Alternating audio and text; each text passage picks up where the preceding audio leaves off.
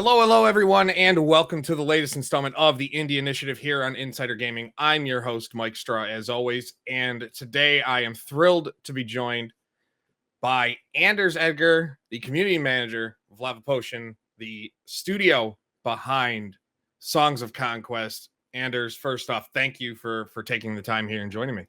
Oh, no problem at all. It's always fun to do stuff like this, and well, I mean, I've seen a bunch of your stuff since a lot of people sent me stuff like that you've done. So and besides, you say very nice things on Twitter. So it's to a lot of people I say nice things, but there's a lot of people that don't like me, but they don't like me because they're terrible. If you don't like me, you're a terrible person. That's just all I gotta say. Well, I don't. That's see a whole myself nother as a topic. Terrible person. So Songs of Conquest. We'll Yes. dive right into it.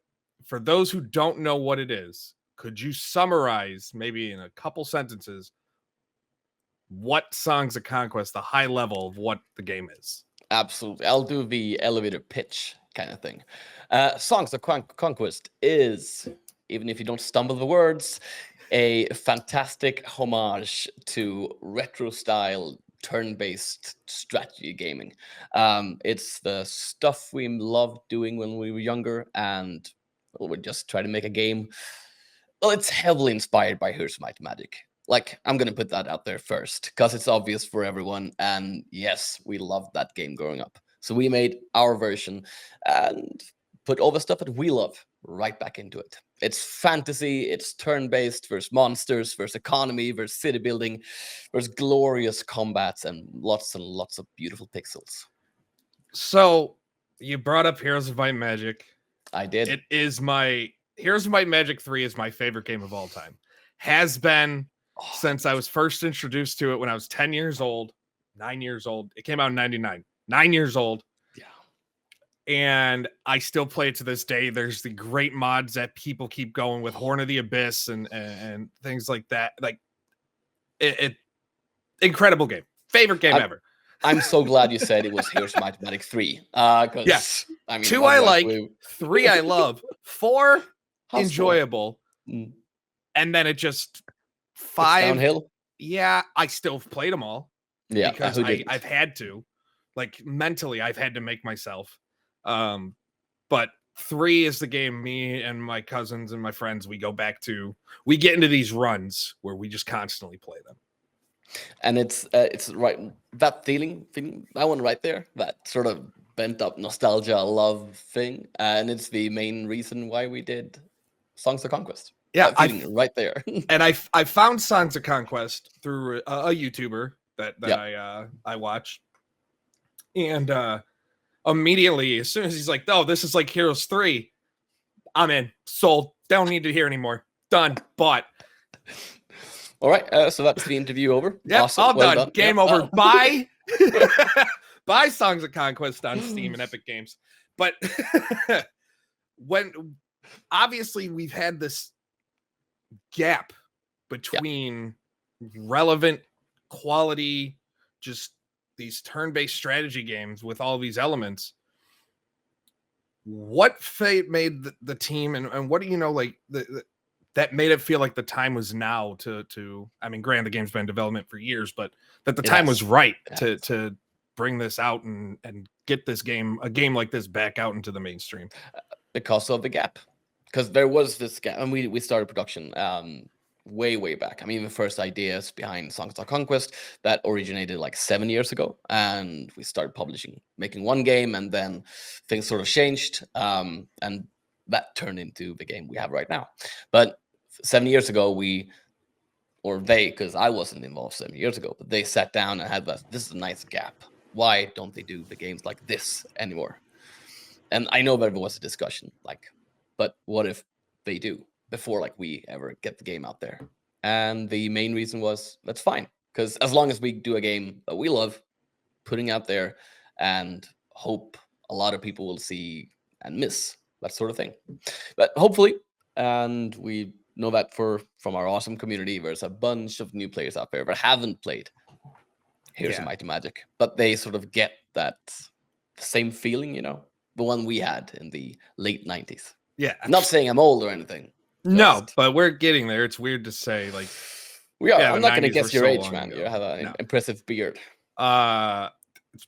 People go all over the spectrum on my age. From I'm Mm. in my 20s still, to which I'm not, to my 50s. I'm like, definitely not.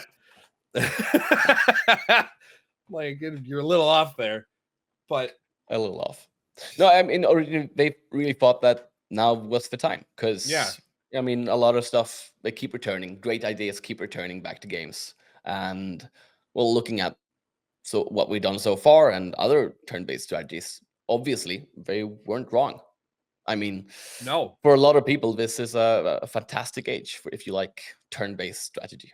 and it seems like when you first play the game, for those who are listening that haven't played it yet, and when you play the game, you immediately get that feeling of this is a love letter to those games of the past, to the heroes like games. And from the way the maps are laid out, to the movement of the welders, to just the how the combat works with the stacks of the creatures, but there's all these new mechanics. How did these mechanics come about? Because some of the things that I love is the fact that you can't mix and match factions. You can't. No, you can't. The levels, the platforms to gain advantage, you go higher up. There's these different mechanics that have come into things to kind of, I guess, limit, and correct me if I'm wrong, the overpoweredness of what these games in the past kind of had, where you mix and match, you're basically, as long as you have your morale all set, you're fine. Like you're just running the table. But it seems like there's a lot here to balance out, so no one feels too much at a disadvantage depending on who they go against. And you are totally sort of going around our favorite mechanic, which is our magic system, essence, as we call it, where you get essence based on the amount of stacks of units that you have and based on what sort of unit that's in that stack. It's not based on how many it is in that stack. It's based on that the stack exists. And every faction that we have right now, we have 4 of them. They have sort of their own specialization when it comes to what sort of essence you produce.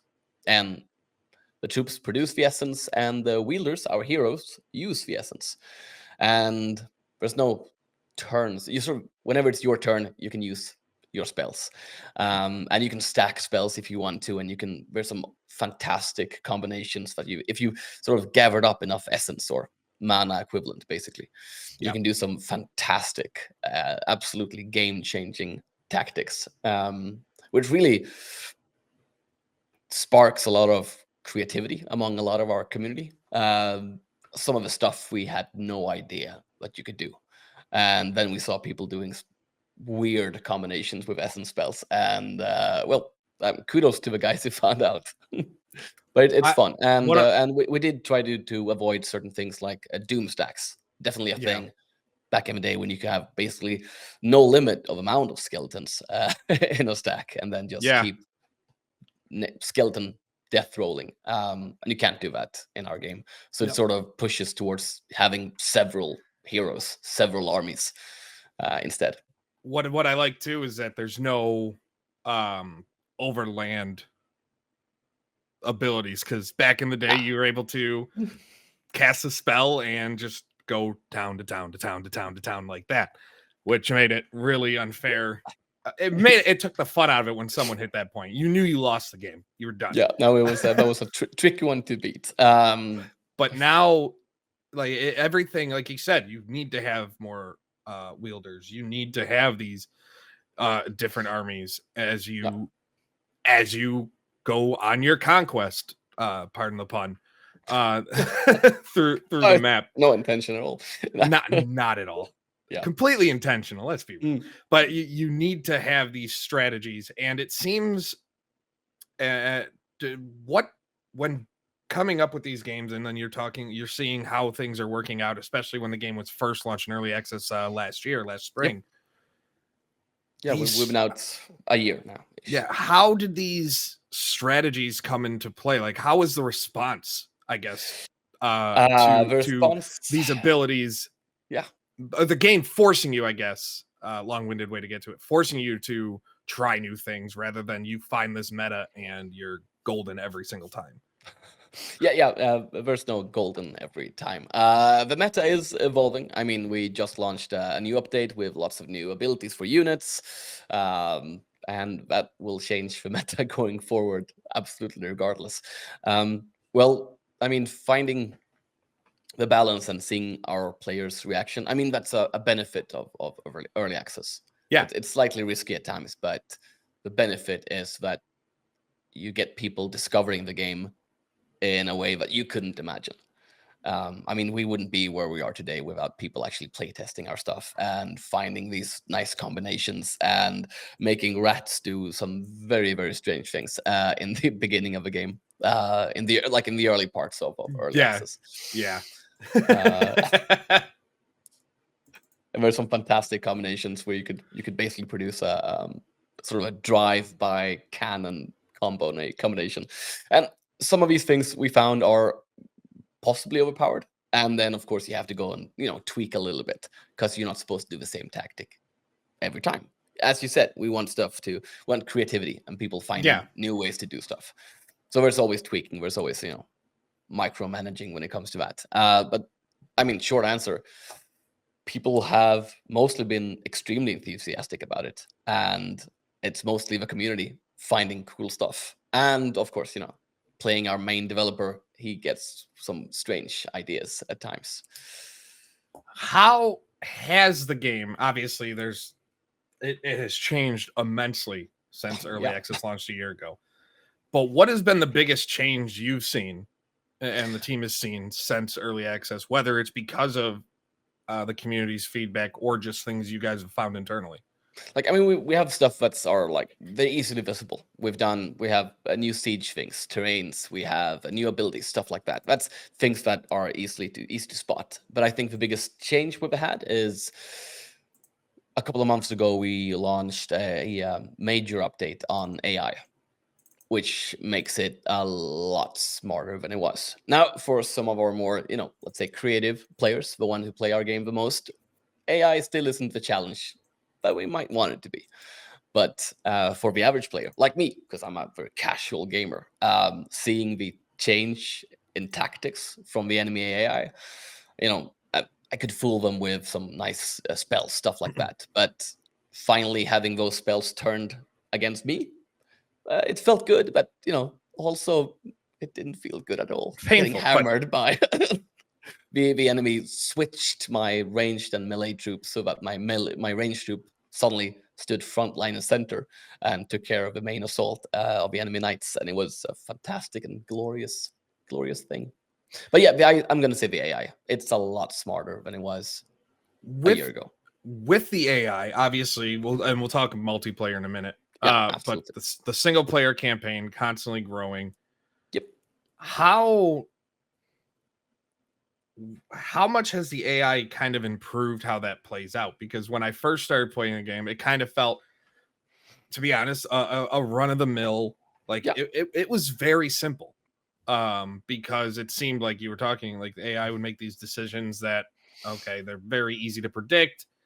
It was easy to handle as long as you knew what you were doing.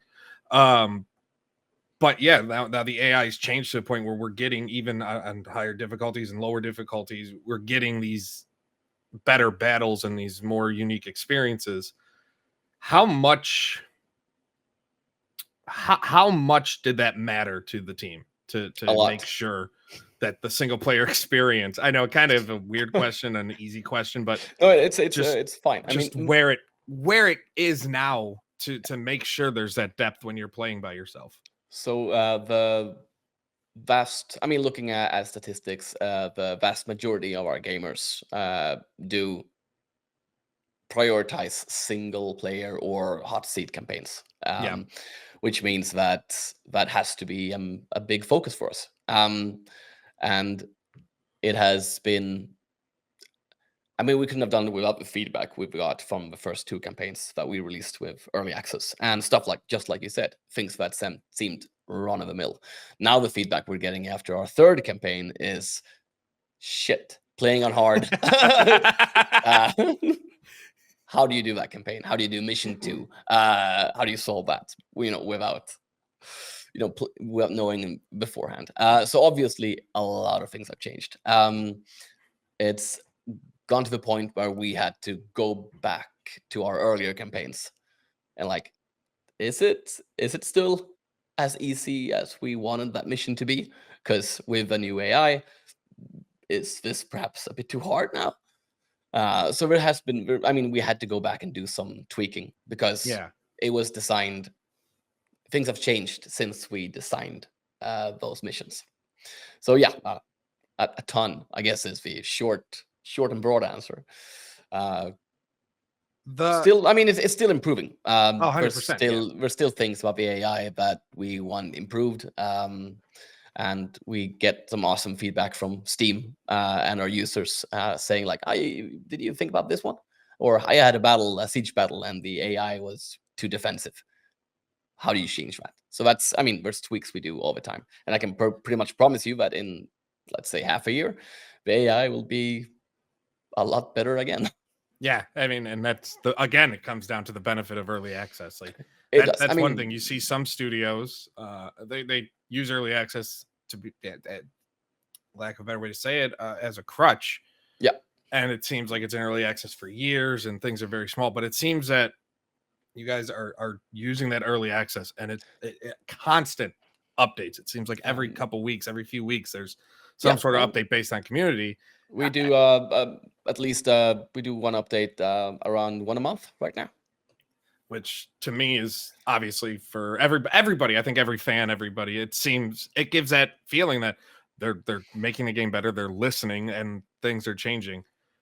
But we brought up some awesome feedback. But I mean, we have an advantage that a lot of our indie developers don't have. Some have to go to early access to sort of get the money. Yeah. But we are very lucky that we have a publisher. Yeah, and I mean, to be honest, Coffee Stain, it's a great publisher to get behind. It is. It is absolutely. So we have, I mean, having that behind us has helped us to use early access as getting feedback and getting, help from the community instead of just pushing a way too early project that, isn't done yet. You mentioned the single player in the hot seat, but there is obviously the multiplayer aspect. Obviously. Online multiplayer, and one of the biggest things from back in the day is that, and I'm going to go back to Heroes 3 all the time just because it's please do. I mean, I understand why. Of those types of turn-based strategy fantasy games. Playing online could kind of feel empty and boring at times. Yep. What is the team doing, and how does Songs of Conquest differ to make sure there's always something when you're playing? I mean, looking at, just like you did, looking at Heroes of Might and Magic, there's a couple of things they did that were awesome. One of those were random map generator, so that you don't have to fight the same map twice. So we did that. We have a random map generator that has gone through a lot of work to make sure that it's not random in ways that makes it unplayable, but it's random in a way that you get a new and exciting map instead. We have a map editor for that basically same reason. A lot of community created content through mod.io that we use to upload a lot of the maps. There's some maps there that are absolutely gorgeous. There's a map there that made us hire the guy who did them, for instance. Don't you love when things like that happen? Like, God, it's so good. There's some weird things for modern day technology that are like detractors and like detractions and negativities and cons or whatever. But then it's not unheard of to find a fan artist that gets brought in. EA's done it, and they're the biggest company in the world when it comes to gaming, and they've hired for EA Sports. They've hired artists and modders. I wish Bethesda would do it more. No, they tried to charge you. Yeah, exactly. That was a thing. That was a thing. No, I mean, it's like, to be fair, we are right now mainly focusing on a lot of a single playing, like the experience, finishing the campaigns, because it's through the campaigns that we create the features that we use. And there's some of the things that we aren't done with yet that affects the multiplayer part of it. For instance, working on our sim turns or simultaneous turns. That work isn't done yet. Our game is absolutely perfect for hot seat and stuff like that. And a lot of people have been having a lot of fun with multiplayer, but we aren't there yet when it comes to multiplayer. So and looking at our roadmap, that's planned ahead. As you say, we push out quite a lot of updates. I couldn't be we couldn't talk about this game without talking about the art style being the sprite based art style. How obviously it's a personal opinion, it's a gorgeous game. A lot of people love the game, the art style. But what was that process like, and just fine tuning it, creating that art style, making sure the game looks as good? Because when you're building a game for a modern audience, sometimes they want that modern visuals as opposed to the throwback style visuals. So how did that get to where it is now? So the first iteration of Songs of Conquest was called Adventures in Conquest. And it had a very cute, artsy little style. But after 2 years of development, we did a massive change and changed the focus to the 2D pixelated graphics that we see today. And the main reason was we liked the style of it. I mean, to be fair, it's sometimes as simple as that. They sat down, they had a meeting. This is a cool and sort of semi-unique art style. Do we love it? Yeah, we do. So let's push for it. But it has given us some, let's say it's harder to find a awesome pixel artist than it is finding modern style artists. Yeah, it's and when you find them, you have to grab them. Oh yeah, absolutely. We've had a few lucky breaks working with some absolutely amazing early on. So we found some amazing artists that we have been working on. But it's sometimes in the indie scene, it sometimes takes time to find artists that you can use. I bought myself, right next to me is a drawing pad and a pen to try and learn how to do pixel art, and my God, it's harder than you think. Yeah, and it's not like I'm the most artistically inclined, but I have ability. Yeah, I've been trying for about 6 months now, and I can make a sword that looks nice now. So that's a perfect. That's progress. We're probably going to be hiring in the future. I don't think my boss would like it too much. It's okay. Most of our contracts are freelance when it comes to artists. There we go. That's how a lot of them want to work too, which is absolutely. Keep option open. It's a weird industry. It's a fun industry, but it's a very weird industry when it comes to any sort of contracting. We've had people working all over. France, Ukraine, bunch of people there. So we're gonna, as we get close to the end of this. No, I'm not done yet. Songs of Conquest. The music in the game, is some of the. It's just so. I can't even think of the right word to describe it. I want to use charming, but it's better than that. How when the game made that transition from Adventures of Conquest to Songs of Conquest, obviously when you put that in the title, the score is going to be important, but how much effort has gone into that soundtrack? A lot. It's funny because it's one of those things that really affects the rest of it. Because since we base a lot of our things, writing, let's go for our campaigns, right? We have 4 campaigns planned. We've done 3 of them. We've started work on our 4th. And the songs are a very important part of it because we do little songs. There's cutscenes based on the songs, and that in turn is based on what happened during the campaign. So it's a lot of work because we're very happy that we have an in-house bard. Let's put it like that. Because one of our developers, our lead design, he does all the singing. He's the guy who writes the campaigns, and he's the guy who does all the singing. But he has to sort of plan for that while making a campaign. How do you make the music and try to make something that's unique for every faction? And we, I mean, as you said, we're called Songs of Conquest. We sort of have to have. Yeah, imagine Songs of Conquest, bangers. and then it's all these terrible MIDI chip tunes. Like some of the songs, well, that'd be horrible. No, I mean, some of them are absolute bangers. You should look them up on YouTube. But some aren't. Spoilers.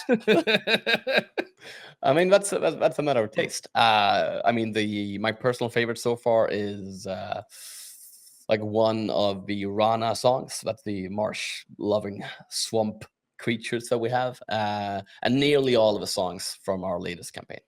But I have a personal thing for necromancers. Yeah. Okay. So, were you a necromancy main in 3, or did you mix it up? I was. See, I was always I would, and then I got in trouble a lot because I was very dull. I would just I mean, the tricky part of maining necromancy was that you have to give it time to get that death ball rolling, and then once it's there, you're good. Yeah, and if your neighbors kept interrupting you, I was always Rampart. Good choice, because I love the elves. It's a very classic feeling, isn't it? Rampart. But then I found a love of dungeon, solely because of the archers. Yeah.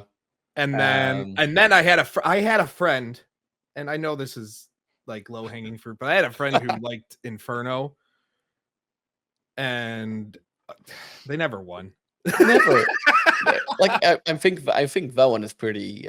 I mean, everyone knows you didn't win with Inferno. No, but if you can, that means you were really good. Fantastic. You knew how to play. Late game, you can absolutely win with necromancers. Definitely, giving the right tactic.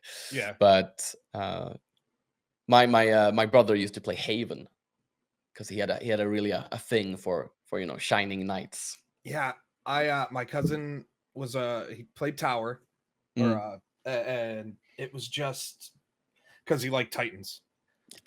But they're Haven and they're just so expensive. so expensive. Angels, man. You need estates and you need you need gems. Like, no, too much. Back to Songs of Conquest now. Back to our game. Yeah. Don't worry, I can talk about Here's Mathematic every day. What has been your favorite? We're gonna stick with the time it's launched in early access to today. What has been your favorite part of seeing of its growth? Like the favorite new addition? We're not counting any of the campaigns. The new campaigns don't count. Oh, yeah. So new mechanic, anything like that was added. Let's see. Like I'd probably boring and say that the AI thing, because that made my games more enjoyable. But that's kind of a boring. It's not a very sexy answer, I guess. So I'm gonna say new thing. I'm gonna say our new abilities. Because you mentioned, the mobile archers, and I play necromancer. I play Loth a lot. Yeah. And you popped yourself on that one. I am a middle-aged man. No, we've given our one of our units the mobile trait, and it's so fun. Just dodging those fights, running around, shooting my poisonous little arrows at people. It's our Banes, the upgraded toxicologist from Loth, and I really like the tactics of giving our new abilities. It's way fun, even if I still die a lot when it comes to in-house fighting. We do play tests internally every morning. Yeah. For half an hour, either battlegrounds, just testing armies out, or doing small skirmish maps. I play a game. It's great. Yeah. Now I start our day. Like I start my day with the thing that every person starts with: a cup of coffee. Yeah. And after that, I play a game. Just don't stain it. Nah. Oh, nice. That was so bad. It was so bad. I'm gonna whatever. We have a coffee stain office like 100 yards from here. I'll crack that joke on the next after work. Don't. Just don't give me credit for it. They'll never talk to me again. I'll never get an interview again, ever. That was the guy with the bad pun. No. He did the coffee stain thing. It's cool. So for me, so I remember when the game when I first started playing it, the idea of doing the fast switches, the teleport with, and you'd throw like a group of hyenas. Mm. And then I've died so many times to drafts, as they call. Yeah, I mean, I died to them too. But when things would stack and with the retaliation and just, it was glorious. Just like, you're dead. Yeah, it is. I did a very mean fight against a colleague today. I had my armies built up in the way that I guess get just enough essence for every second round to do something that destroys their essence. So I just keep doing so that they can't do magic every other round. And that would, oh my god, that would get him so mad. So I might be annoying to play with sometimes, but I did that. I had loads of fun doing it. He's gonna pay back tomorrow, guaranteed. Well, now I need to know how it goes, so I hope I get an email or something. I'll email how the match goes. It's a small skirmish map I'm doing instead. So right now, I really thought that I would lose, but then I took out 2 wielders in a short while. So now I'm thinking I'm ahead. So, Songs of Conquest still in early access. Yeah. Loth campaign. We have these co-op skirmishes. We have improvements coming, more improvements to the AI, more improvements coming to multiplayer. But what does the plan, what does the roadmap look like from here to maybe the next, we'll say the next 3 months or so? Because obviously I don't want to say from here to the end of the year, because something can change in September. God, yes. Or August, but I wouldn't have been able to answer. Yeah, but here for the next roadmaps are fluid creatures. But here for the next, through the summer, I guess we can say. Well, that will be working internally. You guys aren't going to see that much of it. We'll be working on the barrier campaign, because we want that one out as soon as possible. The campaigns are extremely important for us to get feedback on. So if you want to help us with that, you should join and then access the public test realm, because that's where we launch all the stuff early, way ahead of schedule, to try out and play test. We are gonna go for a summer holiday, because we're Swedish and we really appreciate our holidays. Must be nice. Yeah, it's like. No, I just got back from Iceland last week. I love work, Iceland. And we have 5 weeks lovely paid vacation coming up. We're gonna dance around maypoles, wear flowers, sacrifice virgins. All the stuff we do in Sweden. But no, I mean, to be fair, a major thing that's coming up is optimization. And that's one of those pesky things that it's getting hard to spot. But it's making sure that our save files aren't as big as they are right now. Making sure that multiplayer games don't lag as much. Making sure that AI movement is quicker and more established. So it's a lot of optimization right now based on the feedback we've gotten from playing the Lost campaign. That's a major thing that's right after summer. But we also have some very, very cool announcements that I will not say right now, because I can't. But we're going to Gamescom at the end of summer. And that's maybe you probably can answer where this then. Yeah, maybe. Is version 1.0 still slated for Q3? Officially, absolutely. Okay. I was waiting for you to go, actually, no. No, as I said, that's the last I knew. Is that, as I said, I mean, when we do changes, we're going to announce it publicly. And I mean, we will probably after summer look things over a bit. Yeah. Because that's how the business works. And roadmaps are fluent creatures at the best of time. I mean, the most important thing for us is 1.0, is that going to be a finished product? Because that's the most important thing. And we won't release anything that's not something we're proud of. To be fair. I 100%. And I know studio or fans, especially with what we've seen in the industry lately, where it seems like companies put out a game and they immediately have an apology letter ready for 3 days Yeah, later. we Not don't seeing want to that be in as- that situation. But as Yeah. I said, we're in a very good situation with we don't have to rush out our game. I mean, we want to give it because we want to give you guys, our game as soon as we can because it's cool.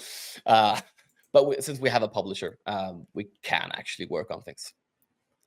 Well, Songs of Conquest is available now in early access on Steam and on the Epic Game Store. Currently, until mid-June, it's on sale.